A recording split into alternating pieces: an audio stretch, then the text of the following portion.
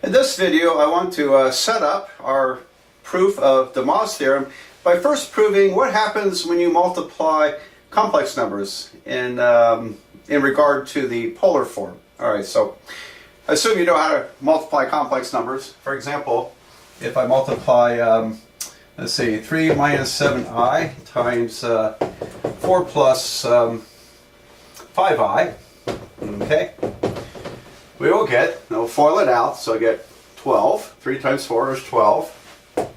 And then plus 15i. Then minus 28i. And finally minus 35i squared. Right. Now I squared is negative 1. So minus 35i squared becomes positive 35. So when I multiply these together, I get another complex number. It ends up being 12 plus 35 is 47. And then, let's see, 15 minus 28 minus 13i. 47 minus 13i. Okay. So that you've probably done that before somewhere, but I wanted to review it. And multiplying two complex numbers is no big deal. But what's interesting is see what happens in polar form when you multiply, because it gives us some insight and also gives us leads to some wonderful theorems that are actually pretty productive. So let's hold this thought. I tell you what, let me keep a little room up here, because I'm going to verify this with my calculations in polar form. So this is supposed to be 47 minus 13i. All right, so yeah, I'm going to prove something to you. And by the way, it's typical in mathematics, in the study of complex analysis, the study of complex numbers, to refer to a number as z. Z. So z, and z is x plus y times I. There you go. And so complex numbers are z in mathematics typically. Well, if I have, let's call it z1, and z2 is x2 plus y2i. Then what happens when I multiply z1 times z2? Well, I know what happens algebraically, it's just this process. But if we convert this to polar form, it's going to be the distance r, I'm going to call it r1, and then cis theta 1. So for this calculation, it's r1 cis theta 1, and over here this would be r2 cis theta 2. Alright. Now, if I multiply these together, well, what in the world does it mean to multiply cis theta 1 times cis theta 2? Okay. I'm afraid I have to go to a long format here. And so z1 is r1 cosine. I tell you what, let me save some space here. Let me write out z1 times z2 is, in long form, this is r1 cosine theta 1 plus I r1 sine theta 1. And then, in long form, r2 cis theta 2 is r2 cosine theta 2 plus I times r2 sine theta 2. Alright, well, it looks pretty messy because we multiply this out. Let's see what happens. One nice thing is that I can factor out the r's. Okay, so if I factor out r1 and factor out r2, I'll have r1 times r2, and then what's left is cosine theta 1 plus I sine theta 1. That multiplies this parentheses, cosine theta 2 plus I sine theta 2. Oops. Okay, sine theta 2. Alright, I gotta admit this is not tremendously exciting, but the result is, I think, pretty exciting. So yeah, bear with me on this. Alright, so I'm going to FOIL this mess out. Okay, and so I got R1, R2, And I think I'll use a bracket. Multiply these, cosine theta 1, cosine theta 2. And then multiply these, I have I plus I times cosine theta 1 sine theta 2 plus, and now the inner terms, I times sine theta 1 cosine theta 2, and then finally the last one's plus I squared times sine and sine theta 1 sine theta 2. Well, that's great. And close bracket. There we are. Now we're almost we're almost done with the point of this exercise. First of all, let's change I squared to minus 1 or minus times, and I'm going to make room here and reorganize this a little bit, and then we'll get the punchline to this. What's going to be a theorem. And so let me get all this down. I'm going to erase above here and then simplify this. I wrote it all out for you, and so R1, R2 goes there, and here's cosine minus sine, that's this parentheses, and then these two terms, I factored I out, and I have cosine sine plus sine cosine. Alright, so I don't know if you recognize this, but you might say, well, oh, I've seen that before, because this ends up being R1, R2 times, this will be cosine theta 1, cosine theta 2 minus sine theta 1, sine theta 2 is cosine of theta 1 plus theta 2. It's a sum of two angles identity, or the sum of two angles identity for cosine. And then here, plus I, cosine theta 1, sine theta 2 plus sine theta 1, cosine theta 2 is the sine, sum of two angles for sine. So that ends up being, here we go, I times the sine of theta 1 plus theta 2. There you go. So, isn't that wonderful? Because that's simply the long form of R1, R2, CIS theta 1 plus theta 2. Here we go. Oh, it's wonderful too, isn't it? Because it tells us that, here's the punchline to this. It tells us that when you multiply two complex numbers, you're multiplying their lengths or absolute values. You multiply their absolute values, and you add their angles.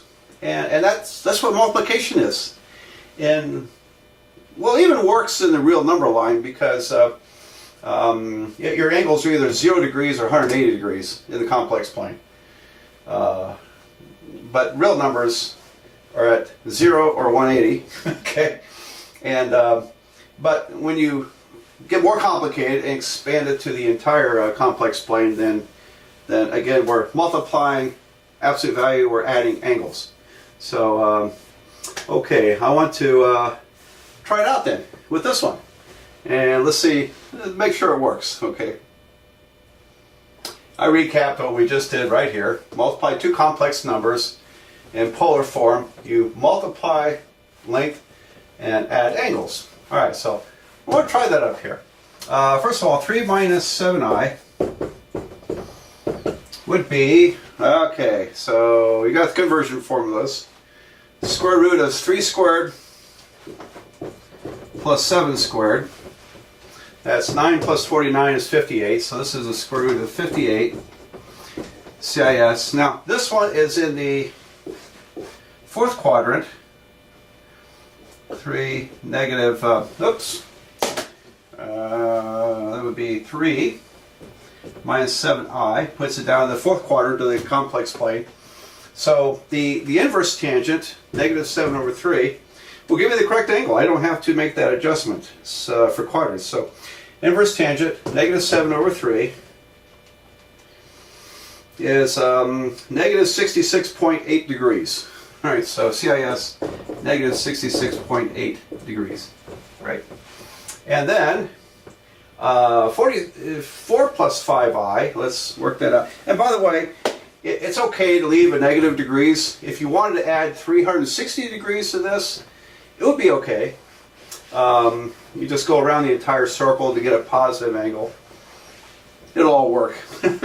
but it's not necessary. We can keep the negative. And by the way, I'm going to store this number in my calculator. I'll store it in my calculator because I want to use all the decimal places. All right, I want to use all the decimal places. All right, I'll elaborate on this later. I want to show you some nice stuff on calculators that you should be aware of. 4 plus 5i, what is that? Okay, so 4 squared plus 5 squared. That's 16 plus 25 is 41, isn't it? Square root of 41, CIS, and this will be inverse tangent 5/4. So inverse tangent of 5 divided by 4 is 51.3 degrees. 51.3 degrees, right? Now I'm going to store it somewhere else. Let's store, this one I stored as X and the other one I'm going to store as Y. If you have one of those TI-30 calculators, if you hit the store button, you'll get a B, C, D, or E choice. So we could call that A and this B if you wanted to do what I'm doing here. All right, so I'm keeping all the decimal places just for the fun of it. All right, so if I multiply these, 3 minus 7i times 4 plus 5i, I'll get the square root of 58 times the square root of 41 times the CIS of negative 66.8 degrees plus 51.3 degrees. Okay, so let's see what that is. 58 times 41 is 2378. Square root of 2,378. And then I'll add these together. Let me see, X and Y, right? Yeah, so when I add those together, I got negative 15.5. Okay, which looks like it, just what you're supposed to get, negative 15.5 degrees. All right, now, here's the funny thing. This looks pretty wild. A lot of decimal places, right? If I multiply it all out using all the decimal places, I should get integers. Because if you multiply integers times integers, you get integers, don't you? If you round off numbers, you probably won't get integers. You'll get a decimal approximation. But the answer is exactly an integer version, isn't it? Integers times integers equals integers. Okay. Now, I want to go back to, with this, go back to rectangular form. So I'm going to write it out for you here. So this would be up to here equal to square root of 2378 times the cosine of negative 15.5 degrees. And then plus I times the square root of 2378 times the sine of negative 15.5 degrees. Right? And so now is the moment of truth. Does it work? Alright, so I'm going to punch that in. I'm going to store this number though. Let's see, store. Alright, that's what X is now. Actually, it's, if you use all the decimal places, I got negative 15.4612177404. Alright. And so this would be square root of 2378 times the cosine of this angle. I got 47. Okay. And then this number times the sine. So let's see, that's going to be minus 13i. Well, it's minus 13 here, then the I makes it minus 13i. So I used all the decimal places on my calculator. I got 47 minus 13i. All right, which is what we were supposed to get, wasn't it? Now, if I punched it the way it's written, without using all the decimal places, let's see what happens. Square root of 2378 cosine of negative 15.5. All right, so now I get negative 46.99. And then if I use the sign, I get minus 13.03i. Alright, so, but you know, that's an approximate answer. Because we rounded off here. When I rounded off here, I didn't get the exact answer. And so, but look, negative 47 minus 13i. Realizing that the answer is supposed to be integers in this situation, you should write 47 minus 13i. Okay, and that would be the exact answer. Alright, so, oh, how wonderful. So multiplication is multiplying length and adding angles. Division, you could do the same stuff here. When you divide complex numbers, you are dividing length and subtracting angles. All right, and I don't think I'll go through and prove that, but it'd be the same process. Same process. Okay, so now I got to tell you, using this to multiply two complex numbers is a big overkill. Yeah, you don't want to do that. However, next video I'm going to show you Tomas Theorem, which could be pretty useful for raising complex numbers to higher powers. That would save you a lot of time. So let's go take a look at it.